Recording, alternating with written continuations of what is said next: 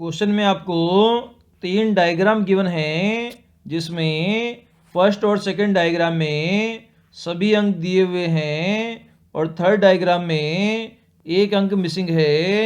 ये आपको find out करना है A B C D option में से।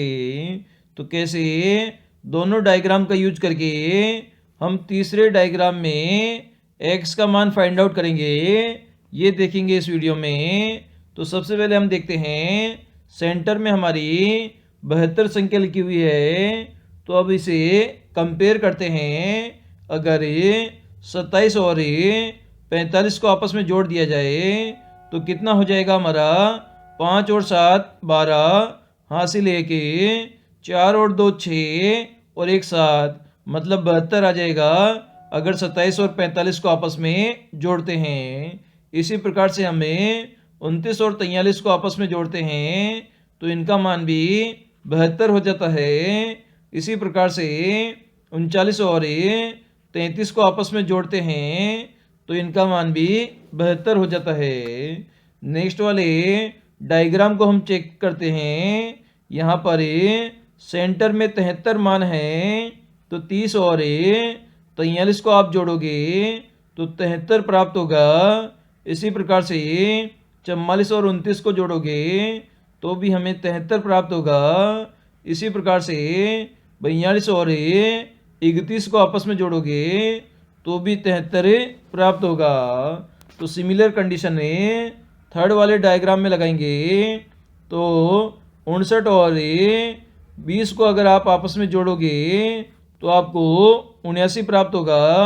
इसी प्रकार से 40 और 39 को आपस में जोड़ोगे तो आपको 79 प्राप्त होगा। तो यहाँ पर हमें एक कंडीशन मिलती है। तो यहाँ पर x प्लस 10 का मान कितना होगा? तो इसका मान 79 के बराबर होगा। तो x का मान हो जाएगा हमारा 79 माइनस 10 हो जाएगा, जो कि हमारा 69 मान हो जाएगा। मतलब x का मान कितना हो जाएगा? 69 हो जाएगा, जो कि हमें ऑप्शन नंबर डी में गिवन है। तो डी हमारा आंसर हो जाएगा। दिए गए डायग्राम में आपको बताना है कि कुल कितने त्रिभुज है। इसके लिए आपको 4 ऑप्शन है ए बी सी डी। तो इसे हम सोल्व करते हैं। सबसे पहले आपने ये आकृति देखी होगी स्क्वायर या रेक्टेंगल की। इसमें हम त्रिभुज काउंट करते हैं 1 2 3 4। तो 4 का इसमें डबल करेंगे तो आपके 8 त्रिभुज हो जाएंगे।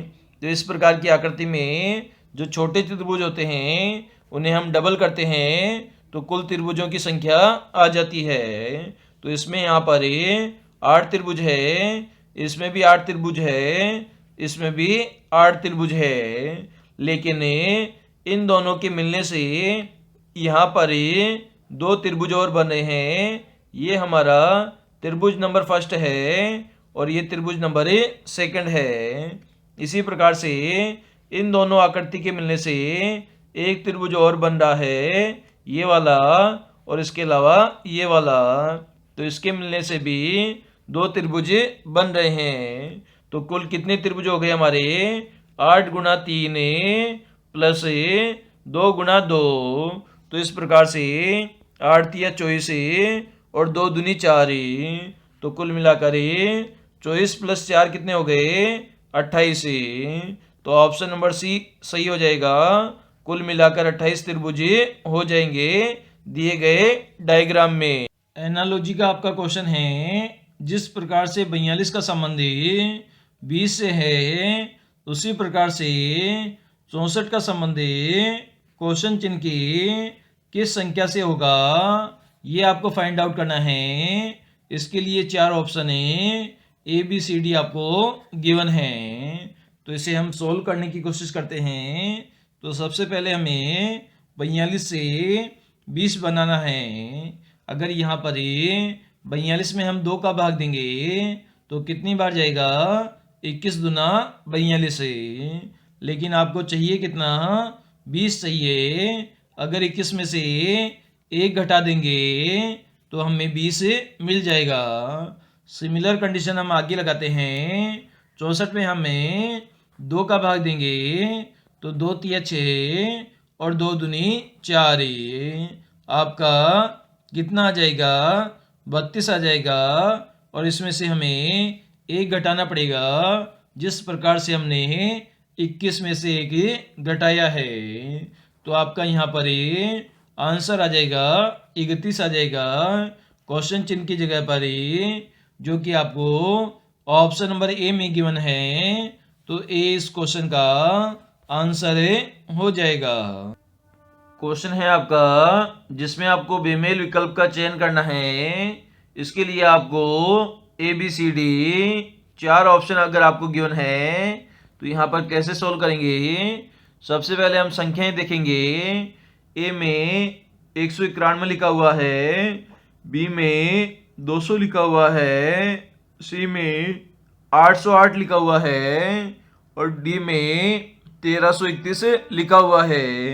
तो यहाँ पर संख्याओं को गौर से देखें तो 191, 200 और 808 और यहाँ पर 1331 लिखा हुआ है। ये क्या होता है हमारा 11 गुना 11 होता है। मतलब 11 को 11 से गुणा करोगे तो आपका 121 हो जाएगा। 121 को 11 से गुणा करोगे तो आपका 1331 हो जाएगा। मतलब 11 का क्यूब क्या होता है, ये आपका 1331 होता है। लेकिन ए बी सी ऑप्शन में आपको कोई भी संख्या क्यूबिक फॉर्म में नहीं है, तो डी हमारा अलग आंसर है।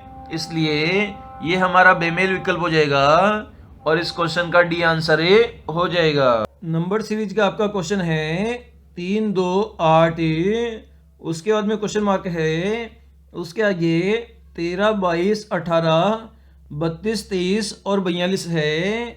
कभी भी आपको इस प्रकार की सीरीज मिले जिसमें नंबर ज़्यादा होने के बाद में कम होता है, तो उसमें कम से कम आपको 2 सीरीज मिलेगी। और यहाँ पर हमें क्वेश्चन मार्क का मान फाइंड आउट करना है। इसके लिए हमें 4 ऑप्शन गिवन है ए बी सी डी। तो कैसे सोल्व करेंगे। तो पहली सीरीज है हमारी 3 से 8 है, 8 से हमारी 13 है, 13 से हमारी 18 है, 18 से हमारी 23 है। तो 3 से 8 पर पहुंचने के लिए हमें 5 जोड़ना पड़ेगा। 8 से हमें 13 पर पहुंचने के लिए वापस 5 जोड़ना पड़ेगा। 13 से हमें 18 पर पहुंचने के लिए 5 जोड़ना पड़ेगा।